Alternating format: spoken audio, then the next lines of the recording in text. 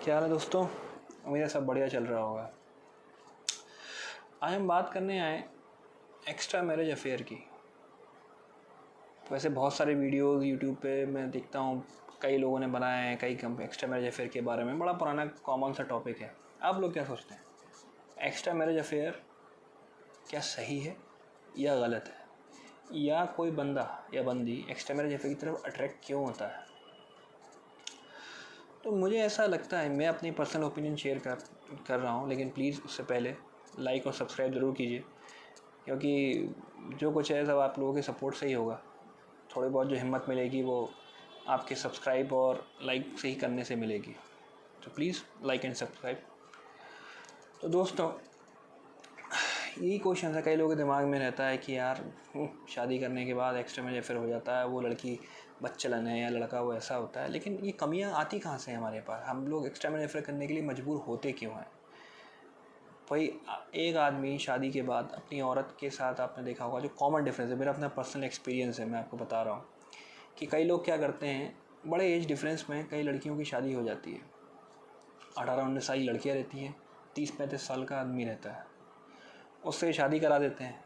आपस में age difference इतना बड़ा होता है और जो मेंटल लेवल का जो डिफरेंस होता है वो इतना ज़्यादा बढ़ चुका होता है कि उन दोनों की आपस में ट्यूनिंग मैच नहीं होती है। तो मोस्ट कॉमन प्रॉब्लम क्या होती है कि एज डिफरेंस होने की वजह से वो हमेशा अपने घर में जो एक बीवी को लेके आता है, वो हमेशा उसको एक बच्ची की तरह ही समझता रहता है कि इसके अंदर बेवकूफ़ है, इसके अंदर अकल नहीं है।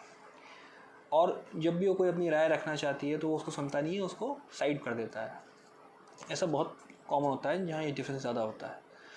तो अब होता क्या है कि जो घर की जो लेडी होती है, उसका इतना डिप्रेशन में चली जाती है वो, कि अपने दिल की बातें करने के लिए वो किसी और को ढूंढने लगती है। और आजकल तो खैर ऑनलाइन फेसबुक का और दुनिया भर की ऐप, सोशल साइट्स आ गई हैं, जिनकी वजह से आसान हो गया है अपनी चीज़ों करने में। और वो क्या होता है कि आपस में बात करते करते करते करते करते करते वो सामने वाले से इतना अटैच हो जाती है कि एज अ अफेयर वो कन्वर्ट होना शुरू होता है। और फिर बाद में वो अगर लोकलाइट हैं तो मिलना जुलना भी शुरू कर देते हैं। तो बेसिकली जो डिफरेंस है वो आता कहाँ से, ये चीज़ें क्यों स्टार्ट होती हैं? ये चीज़ें इसलिए स्टार्ट होती हैं क्योंकि मेंटल लेवल मैच ना होने की वजह से, अपनी बात दिल की शेयर ना करने की वजह से, वो कोई ना कोई हमको एक साथी चाहिए होता है। हर किसी रिलेशन में होता है, एक साथी चाहिए होता है। तो हमारे रिलेशन में तरोताज़गी मेंटेन रहनी चाहिए हमेशा। ये जो मियाँ बीवी वाला जो ये कॉन्सेप्ट है ना, ये सही है, लेकिन क्या होता है, गर्लफ्रेंड बॉयफ्रेंड वाली चीज़ वो कभी ख़त्म नहीं होनी चाहिए। आप उसको उसी तरीके से लेके जाइए, उसी तरीके से घुमाइए जैसे आप शादी से पहले मिलते थे या शादी से पहले बातें किया करते थे। आप अगर ऐसा करेंगे तो आप देखेंगे कि जो लोगों की बॉन्डिंग है वो स्ट्रॉन्ग है और उनको कभी ऐसी बोरियत फील नहीं हो रही है। अब देखिए, रिलेशन में क्या होता है, हम वो 5 साल 8 साल 10 साल जब जाते हैं, थोड़ा थोड़ा आप देखते होंगे 6-7 साल, आजकल तो बहुत हो गया, 3-4 साल में लोग आपस में इतना बोर हो जाते हैं कि एक दूसरे के पास बात ही नहीं रहती करने के लिए। क्योंकि एक्चुअली प्रॉब्लम क्या है, कुछ कुछ फ़ोन से कनेक्ट होना बहुत अच्छा भी है और बहुत नुकसान भी है। क्या होता है, शादी से पहले जो अगर अफेयर रहता है, लव मैरिज रहती है, हम लोग आपस में इतनी बातें कर लेते हैं, इतनी बातें कर लेते हैं, कुछ नया नहीं रहता है। हाँ, अगर सेम एज के बंदे हैं, जॉब करते हैं दोनों, तो ऑफिस की बातें इतनी होती हैं, आउटिंग में जाते हैं, मज़ा आता है। तो कई बार क्या होता है, जिसकी कोई जो हाउस वाइफ होती हैं और जिनके हस्बैंड्स की जो जॉब होती है वो टूरिंग के लिए होती है, जगह जब बाहर जाते हैं और उनको कहीं लेके नहीं जाते हैं, तो सबसे बड़ी दिक्कत यही होती है कि वो घर में रह के बोर होते रहते हैं और अपनी वो पुरानी वही घिसी पिटी लाइफ, वही खाना, वही किचन, वही सब चलता रहता है, वही बच्चे, वही चलता रहता है। तो थोड़ा क्या होता है, जो हम लोग उसी समाज को देखते हैं, चार दीवारी, वही चार दीवारी मेंटेन रहती है।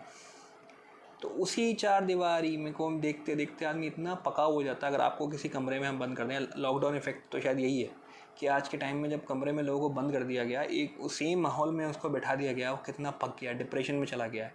ज़िंदगी में चेंज बहुत इंपॉर्टेंट है, बहुत इंपॉर्टेंट है। इसीलिए अगर आप सोचते हैं कि हमारी ज़िंदगी में, हमारी आपसी ज़िंदगी इतनी सुकून भरी रहे, तो ट्यूनिंग बहुत अच्छी होनी चाहिए। आपस में एक दोस्त, जो जो दूसरे हैं वो दोस्त होने चाहिए।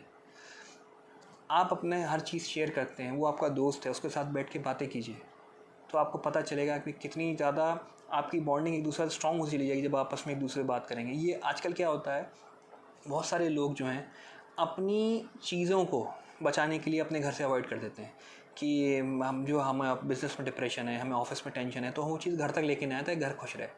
लेकिन मेरा अपनी पर्सनल मानना है कि अगर हम अपनी चीज़ों को उठा के डिस्कस करेंगे और अपना जो है लोगों से अपने पार्टनर से बात करेंगे तो सॉल्यूशन निकल के आएगा, क्योंकि उसमें ये चीज़ पार्टनर को फील आएगा कि यार वो मुझे अपना दोस्त मानता है, अपनी सारी चीज़ें बताता है। जब अपनी सारी प्रॉब्लम्स अपने दोस्त से आप शेयर कर सकते हैं तो कहीं ना कहीं कुछ चीज़ें आप अपने पार्टनर को ही बताना करिए, क्योंकि सुख दुख का साथी होता है। तो जब सुख में साथ है तो दुख में भी साथ देगा। और अपनी ज़िंदगी में उसको लेके ज़रूर कहीं बाहर जाइए, आउटिंग करिए। कभी ये मत समझिए कि यार हो गए 5 साल, हो गए 10 साल, अब क्या घुमाना, अब क्या करना। आपने रिश्ते में आप तरोताज़गी बना के रखेंगे तो आपको भी किसी पार्टनर की ज़रूरत नहीं पड़ेगी, ना उसको ज़रूरत पड़ेगी। आपका रिश्ता इतना बढ़िया चलेगा कि आप सोच नहीं सकते। हमेशा एक गर्लफ्रेंड बॉयफ्रेंड हमेशा एक दूसरे के अंदर ज़िंदा रहना चाहिए, बच्चे होने के बाद भी।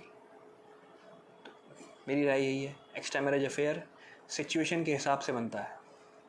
वो सही या गलत का तो कोई चुनाव कर ही नहीं सकता, क्योंकि किसी की ज़िंदगी में क्या चल रहा है पता ही नहीं है। वो कितना डिप्रेस्ड है, वो कितना क्या है कि वो उसको एक दूसरे करने की ज़रूरत पड़ गई लगी, क्योंकि आप उसको टाइम नहीं दे रहे हैं, इसलिए शायद वो दूसरे की तरफ भाग रही है। अगर आप उसको सही से टाइम देंगे तो वो कहीं किसी की तरफ नहीं जाएगी। बस दोस्तों, मेरा यही सोच है। मैं उम्मीद करूँगा शायद मेरी बात सही लगी होगी आपको। आपको लगता है कि मैंने सही बोला तो प्लीज़ कमेंट कीजिएगा, लाइक कीजिएगा, सब्सक्राइब ज़रूर कीजिएगा, क्योंकि आपका सब्सक्राइब करना, आपका लाइक करना ही मेरी थोड़ा बहुत हौसला बढ़ाएगा, ताकि मैं और बात कर सकूं। कहीं कोई गलती अगर मुझसे हो गई हो कुछ बोलने में तो मुझे ज़रूर बताइएगा। Thank you very much.